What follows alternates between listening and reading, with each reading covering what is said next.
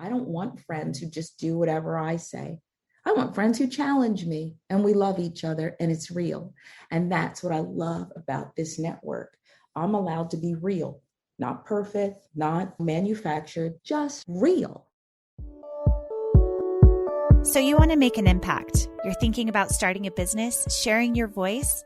How do women do it that handle motherhood, family, and still chase after those dreams? Well, listen each week as we dive into the stories of women who know. This is Call Me CEO.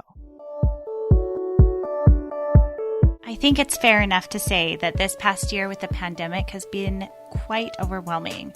What stories and voices can we trust, and how do we authentically know how to tap in with our own intuition and create a life that we love and feels true to who we are and our mission here on life? Well, today's conversation with Sharon Reed is going to answer those questions for you. She is so delightful, such a wonderful, beautiful person. I cannot wait to dive into this with you and be ready to listen to your inner voice. What is it telling you to do today? Welcome back, everyone, to another episode of Call Me CEO. And I am thrilled for today's episode because if I'm honest, I'm a little nervous. It's the first time I'm interviewing an award-winning broadcaster, an Emmy award-winning broadcaster. So a little pressure there. But from all that I know about Sharon Reed, who is our guest today, she is so kind, so authentic. She says it how it is, but she's really nice too. So I'm really thrilled to have her today. She is the co-host of the Start Your Day with Sharon and Mike show, which is on the BNC, the Black News Channel, which has grown from 2.5 million to 52 million viewers in America in the last 5 or 6 months. So incredible growth. But what we're going to dive into a little bit today is who Sharon is, how she got involved in broadcasting, and where it's brought her to where she is today. So thank you so much, Sharon, for being here today. Thank you so much for having me. And I almost didn't recognize who you were introducing, but yeah, thank you. Besides the BNC and Start Your Day part, but I really appreciate it. I know you do great work too. And so I'm just excited to have a great conversation with you. Oh, awesome. Now I have to tease you a little bit because I was watching a video that you recorded at the beginning of 2020. And it was so interesting because your daughter had said something like, isn't it time for you to get back to work? Because you had taken a hiatus from being in the newsroom. And she's kind of like, okay, what are you doing, Mom? Like, what is going on here? And then the pandemic hits and you were at a turning point in your career, really, where then you really had to analyze where you were. But one thing that you said that was really, I think, foreshadowing of what was to come is that you said that you really wanted to do something that matters and produce content that you enjoy, sharing authentic stories. And my goodness, you've done it. Like, that was exactly where you hoped to go. So what was that transition like, being at home with your daughter and then having to pivot again? I gotta tell you, probably early on in my career, I would not have been as centered. I would have been trying to control what's next. This is actually, I find it to be quite privileged in a way because I just did not have that angst or bad energy. When the pandemic hit, I was afraid, obviously, of, what is this COVID thing and how do we keep from catching it? So thank goodness, we've made it through that part thus far. But I just said, you know what, Sharon, you don't control this, but what you can control, you should. And so, when certain calls would come in for certain things, I'd say, you know what, respectfully, I don't think I want to do that. I really think I've earned the right at this stage of my career and motherhood to really do something that checks all the boxes. I really mean that.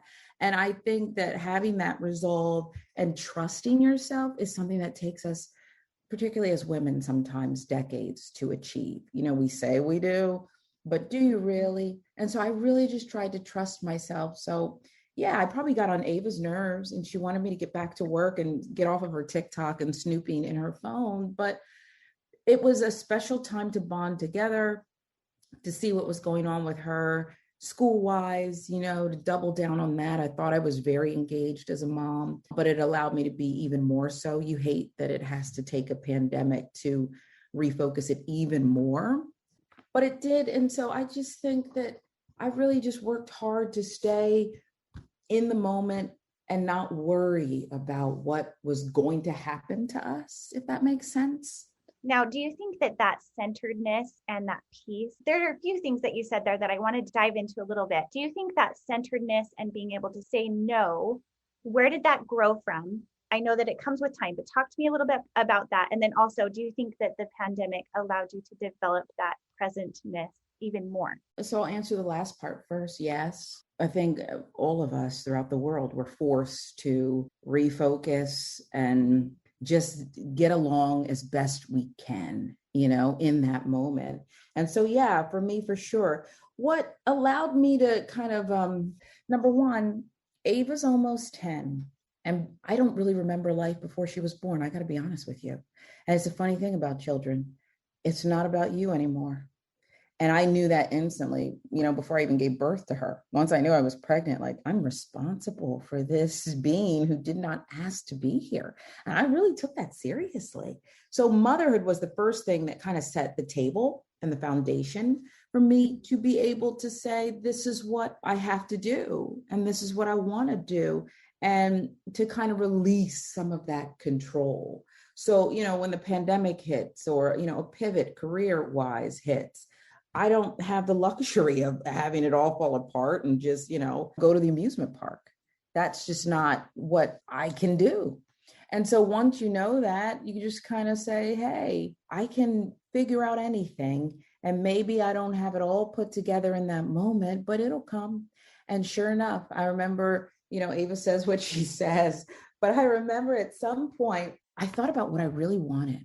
And I maybe was asked about it by a friend of mine who works in the film industry, who I was going to do a little bit of work for. And I said, I would love to do a morning show. I'd love for it to come out of Atlanta. I'd love for it to be super authentic. Like, I literally said all of these things. And the next thing you know, my agent said, oh, I want you to meet with Prince Hare.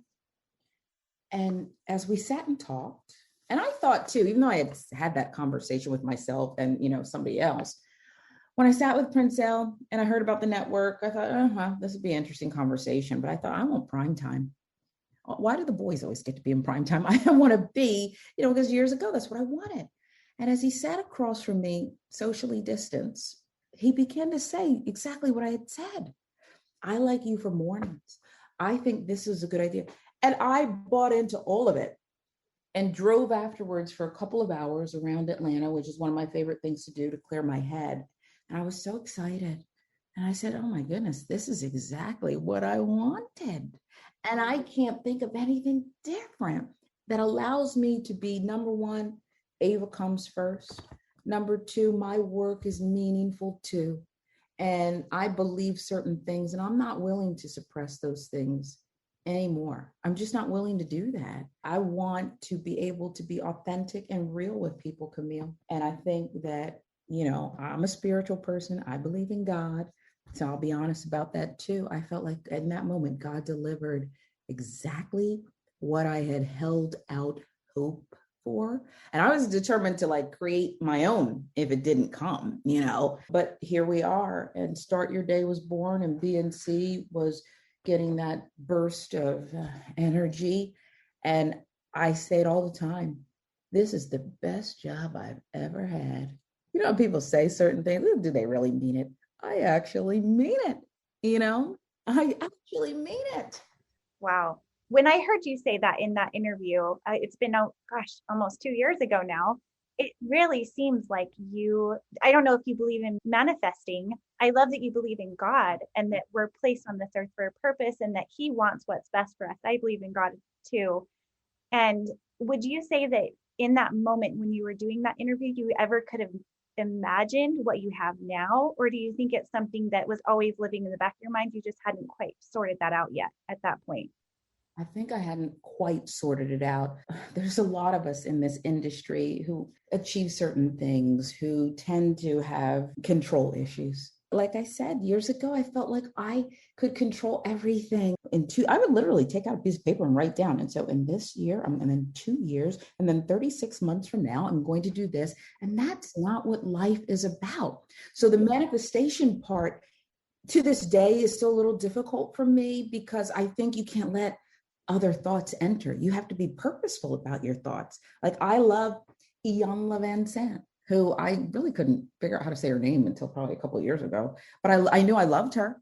And that's something that she talks about. And I'm drawn to people on social media who talk about this, because the truth is, just like you can go out and exercise and, sculpt your body, you can sculpt your mind. And I do believe that. I actually believe that. And it's just something that is a work in progress for me. But yes, I do think I had thought about it so much, and then it was delivered. And, if my thoughts led to that, sure, I'll buy it. But am I as purposeful as I need to be there yet?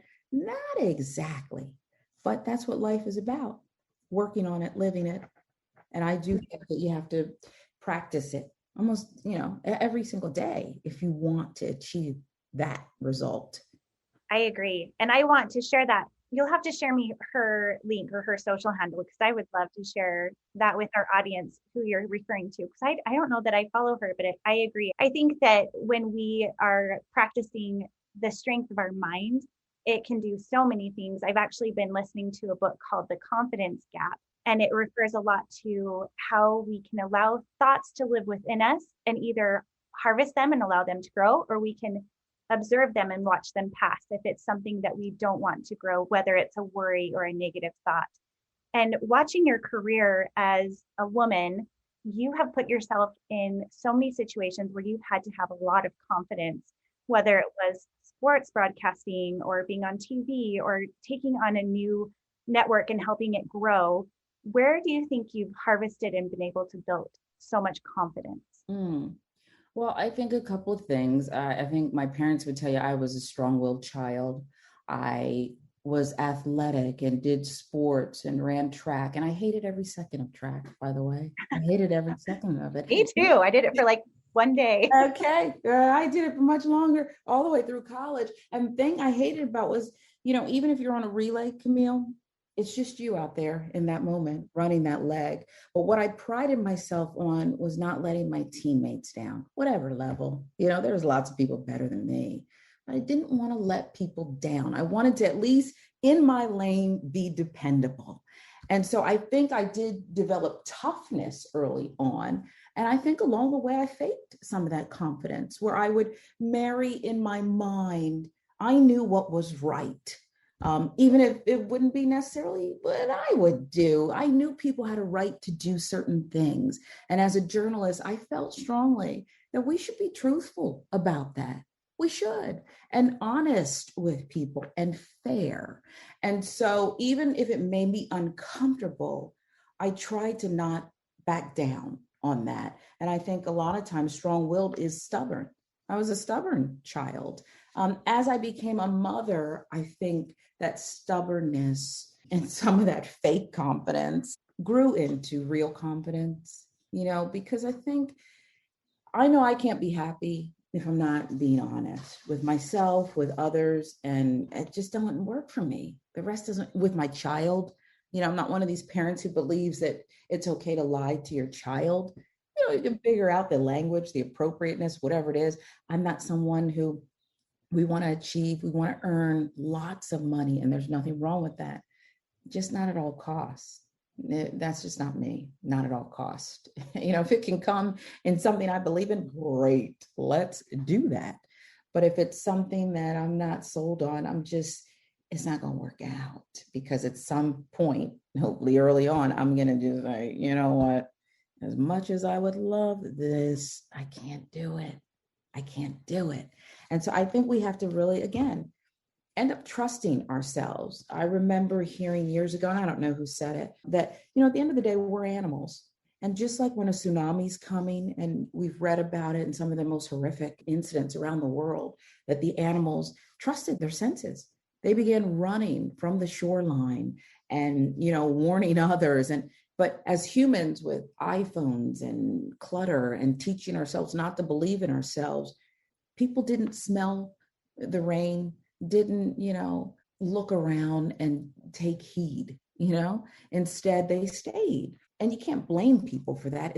We have to learn to trust our human animal instincts, because the answers, I actually believe, lie within. It doesn't mean we're perfect, not perfect, but trust the process.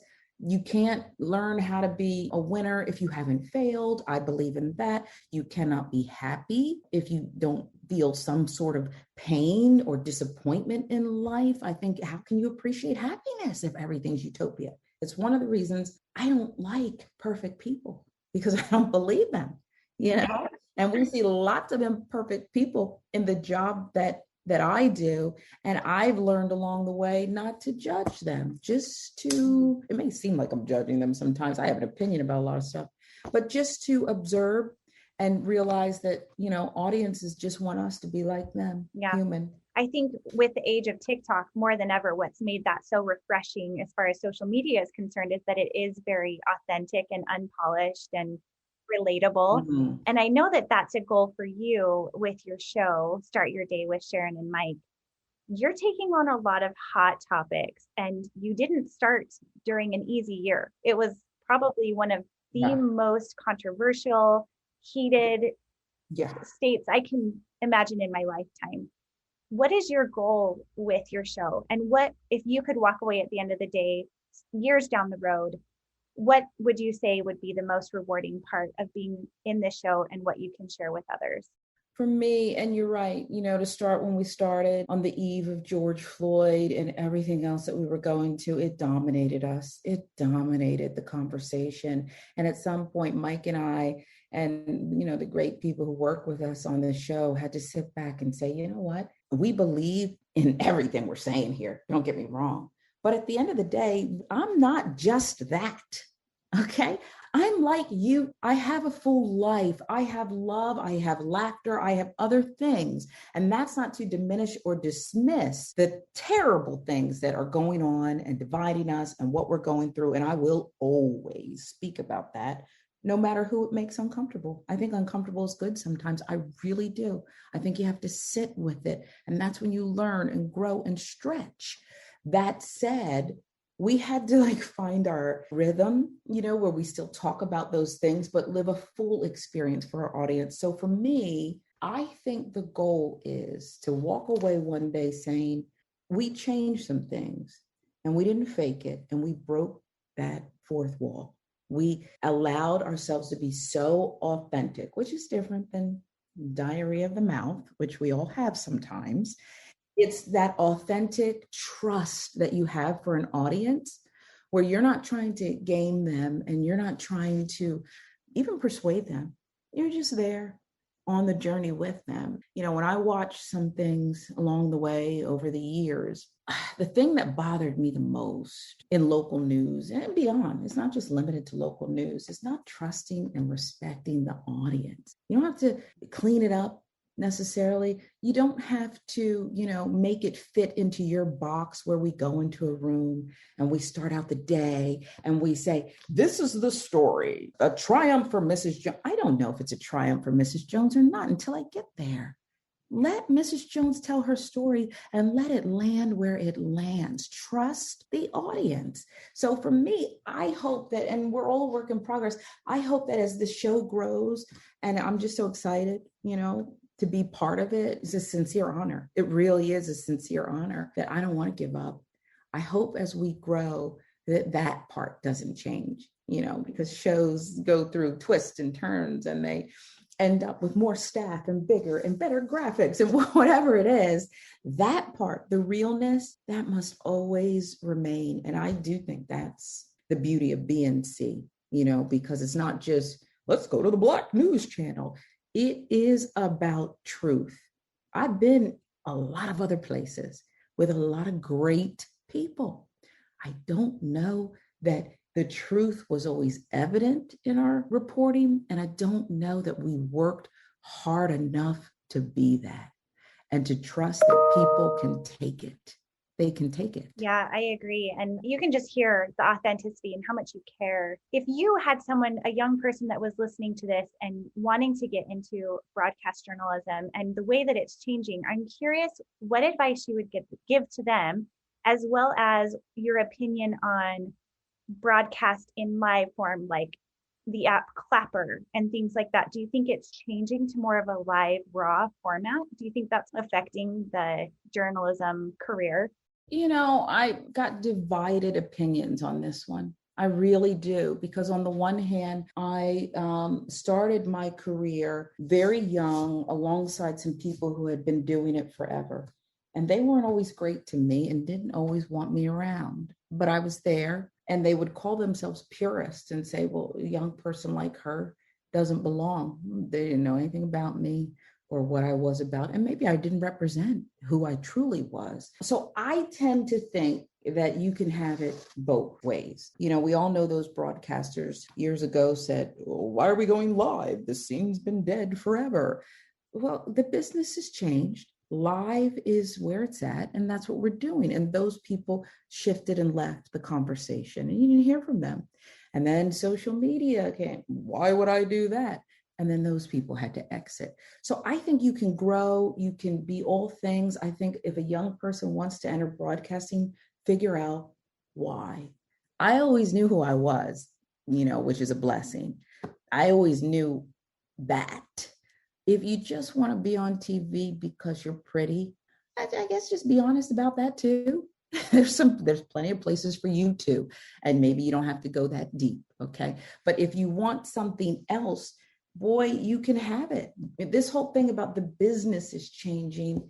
The business is made up of people. And it's a push-pull every day in this industry to see who's going to win. Just like the newsrooms I've been in, where you have some really great people. Maybe there's a handful of them. And then you have some real people who are saying, I just want to be negative. And then most of the people are in the middle. And who's going to win that fight for those people in the middle? Just like, anything else, politics or anything else. And to me, that's the same as this industry. We're not perfect, but we can keep going. We can be better. We can, be fun. We can be beautiful, whatever it is you want to be. Let's do it. And I would tell that to the young person. I would tell that to the middle-aged person who wants to pivot. I think we should have more senior people in the industry, and not just because I'm becoming closer to their age, but because they have something to teach us. I got my butt kicked and learned from people who had been around. So, but to me, I will say this, it's a living, breathing industry that's always changing. And that's what I love about it. I love that about it. Every day is different. And every day you have another opportunity, if you're blessed, to get before the viewers and do it again. And I think as long as you're representative of who they are, I always like to say that sometimes we cover bad people who mean good. Okay. But most of the people who land in the news, I always felt like they're just like us. You may not have done what they did, but they're people, good people, who may have done something in a moment, in a flash, that landed them there. Maybe it's not even fair that they're there. So that's where the non-judgment to me comes in. And I find that, audiences are so forgiving. The one thing they won't forgive is that fake. When the curtain comes down, that's not even who you are. Wizard of Oz type stuff. Okay. I think, they're too smart for that. And you got to respect it. Can you think of a time specifically where your mind was changed, whether it was a mentor that was with you, or maybe a time that you got knocked down and then learned from that in growth in your business that you could share? A time when my mind was changed. Well, I can think of an example early on. I don't know if my mind changed, but it was an awakening. I was a young journalist. Right out of college, I won a contest, and I ended up on this national show because they wanted to bring in young viewers. And how I got the job, one of my parents was like, I don't know how you got that job either. You described the interview process and I froze. You know what I mean? It was horrible. Why did they hire me? They did. And I remember one of my first assignments, I spent probably like 2 days with Snoop Dogg and his protege, this woman, Lady of Rage. And she was, on top of the charts, and they were linked, in this incredible music game. And he was, this is when he first rose to prominence. He was everything. And I remember I hung out with them and I'd interview along the way. And I was backstage somewhere. They were about to do a concert, or it just finished. And number one, I wasn't really a drinker, never did drugs. I assure you, I could not have been tested that night or I would have lost my career. The contact from what was going on behind the scenes with these people was a whole nother matter. Okay. But set that aside, because now we're in an age where that's pretty legal around the country. I remember asking Snoop something about his music that I noticed. And I said to him, because think about how he grew up. It was a hard life. There was gang violence. He had been linked to some things and beat the rap, we'll say. And I said to him, you rap about so much that's authentic. You know, it's a life that I don't know, but it does seem very authentic about his upbringing in California. And I said, but I noticed something and it strikes me. Here you are, a Black man in America. And I never hear you diss white people in your music. I never hear you talk about white people, the man, anything. And he shared something that was so authentic with me, and it's never left me. Snoop said, because more white kids in the suburbs buy my music than anyone else. And what that did was, it was an awakening to me. Here I was, young, wide-eyed. I just loved Snoop. I was happy to meet him. And God, I got to spend all this time. And I realized it's a business. And as authentic as he was and is, I didn't even realize that, because he said the one thing they can't do is rap to, you know, me saying this or that about them. That's not a fun experience for anyone. And I remember listening over and over to every track that I knew every word to and saying, oh my goodness, he really doesn't. And I would listen to some of Tupac's music and I'd say, oh, wow. And I began to notice this trend that, you know, not in everything, you know, because you had some groups that were out there being, you know, all the way raw, so to speak. But I remember thinking that, again, the story's not what you want it to be. And if you go into an interview and you just shut up and listen, the opposite of what I'm doing here, if you just shut up and listen, you don't need to write all these questions. You can go ahead and put subjects down. But if you are a good listener, even a celebrity who's been interviewed 1,000 times, I used to hate interviewing celebrities because their publicists, like Tim's on the line now, would be right there to shut you down. But if you listen, oh my goodness, it's incredible what they'll give you, because it dawned on me. It's not that they don't want to do these interviews, it's that they don't want you to co-opt their story. They're willing to tell you the truth if you just give them the time and the energy. So that taught me a lot about conducting interviews. I'm still long-winded. Okay, we all know this. I'm a very long-winded person. Okay, but when I do shut up, I just want to listen and notice things and look at body language. Those things matter to me, because I do think every story, there's got to be a hook. I would tell that to young journalists. Don't ever think that you're going out to cover the same old fire, because this isn't the movies, which we respect and love. It's real people. And if you just stay with it, they'll show you the story that day. So I don't know if I answered your question. I think I just talked about what I wanted to talk about. You absolutely did. I think that's really such a poignant moment to think, okay, he's telling me his truth and also giving a new perspective. Yeah. And I think that that's what real good journalism does, is it gives you a new perspective and that authenticity of the why. My husband, first of all, would be super jealous that you spent the day with him, but that's really neat. Like, I'm sure that that was a process he went through of coming to that conclusion, and then perhaps thinking these young white boys are going to form new opinions about Black men, you know, and what a powerful thing that is, right? Wow, that's really incredible. Yeah, it was a fun moment that I've never forgotten. One of many. I really thought that that was eye-opening. I still think about that when certain songs come on the radio and, you know, certain artists put out different things about, and part of it breaks my heart because I just want authenticity. But again, what Snoop knew is that there's a whole story out there. It doesn't always have to be one lane, and our story's about more than just that, you know, even though it does enter every corner of our lives and our existence, racism and some of the things that go on in this country and really globally, we should say.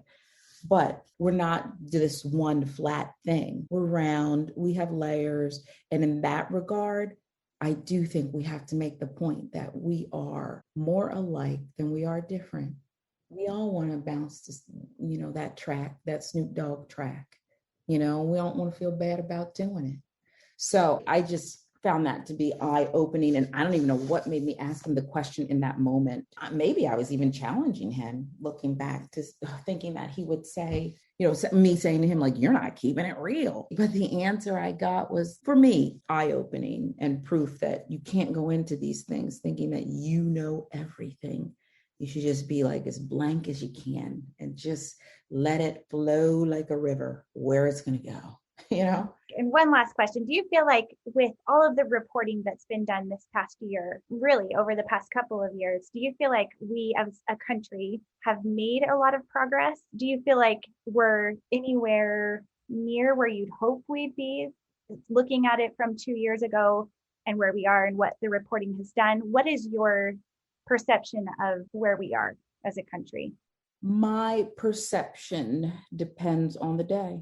I'll be honest with you. There's some days where I'm so full of hope. In the middle of George Floyd, there were stretches where I was so full of hope. And as sick and twisted as it was, I was giddy that we were all forced to watch what so many of us already knew. I knew I had friends, girlfriends like you, right? Who, through no fault of their own, they actually believe that all police are good and that if you just obey the laws, these things won't happen. And my thought was, since they are happening, and as a Black person in America, I knew different, I would think close to birth. Since it's going on anyway, we all need to be forced to watch. If my daughter has to look over her shoulder, she's no less than yours.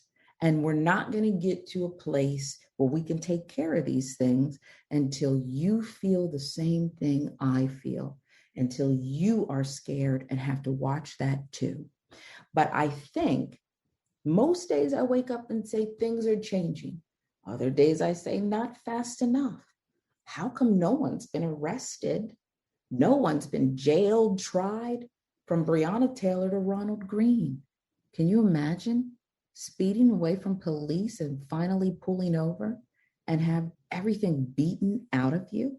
And your family's told that you just had a car accident and nothing and no one seems to urgently want to get this thing under control, because that's just who we are. And that's still who we are today on July 20th, 2021. Whether you like it or I like it, that's still who we are. And there are still people who don't want to hear me talk about that pain and that truth and want to tell me if I don't like America to leave it. And then I want to say, you go. My bloodlines helped build this country. You go. So, it just depends on the day. And what I like about Start Your Day is if I wake up hopeful that day, maybe Mike shares a different perspective and we got to balance each other out. Or if I wake up with a little bit of an edge, he's going to be the one who maybe pumps the brakes and kind of opens my eyes, and I get a cup of coffee and we can have an honest conversation where he doesn't try to change my mind, but he very well may, and vice versa. And isn't that what we want in life? I don't want friends who just do whatever I say. I want friends who challenge me, and we love each other and it's real. And that's what I love about this network. I'm allowed to be real, not perfect, not manufactured, just real. And so when we talk about a place, it doesn't surprise me at all that it's the fastest growing network, because they've made the commitment. They put in the resources, they're staying the course, they're not panicking, and look what's happening. They're growing and growing, and we hear from people. And I just desperately want to be part of this because it's my career therapy that I also get paid for, Camille, and I love it. Well, I'm grinning ear to ear listening to that because I think it's about time, and you are the perfect person to be in that driver's seat, representing that voice and that authenticity. So I'm thrilled for you. I think it's been such a joy to spend this time to hear your calm, tranquil voice and how at peace and centered with your mission and your purpose. And I think that you have followed that path that was meant just for you. And that's the greatest gift. So thank you so much for taking this time to do this interview with me. Thank you so much. I appreciate that you care. I really, and I mean that. I actually mean that very sincerely. I can tell that you care, and that's all we want, a sincere conversation. So thank you, Camille. Thank you very much. You're very welcome. And if you could please share with our audience where they can find more of you, if you want to share the channel information as well as your personal information, how can our audience get in touch with you and listen to more of what you are sharing online? Well, BNC is in 62 million homes now. And so you check your local listings. We're all over the place, which makes me very happy that I can get it no matter where I am. Online, I am Sharon Reed Live, Sharon Reed BNC. You can find me. Mike and I are on Start Your Day with Sharon and Mike is 6 a.m. East Coast time, weekdays, Monday through Friday. And our family's growing there too. We just added some more members, and I love it. So I hope people will tune in, and I hope they'll get on the journey with us, bark back, talk back to us on social media during the show, because we love all of it. Awesome. Well, thank you. Thank you. It's been such a pleasure. Thank you, Camille. Have a great one. You too. Oh my goodness. Don't you just love her? Sharon Reed is such a breath of fresh air, and I feel like she made it a really vulnerable, authentic space for she and I both to really connect on a human level, and I'm so grateful for that. I would love to have you join the conversation. Tell me what you think about this episode, and if you think that you have a friend, family member, or someone who could benefit from this episode or any of my episodes here on Call Me CEO, I would love for you to share it. Sharing on Instagram or anywhere else that you see fit is a huge win for everyone when we have conversations that are raw and authentic and real like this one. Thank you so much for being here. Please DM me. I love to hear from you. And until next time, I hope you follow your inner voice, you connect with your authenticity, and you have a wonderful day.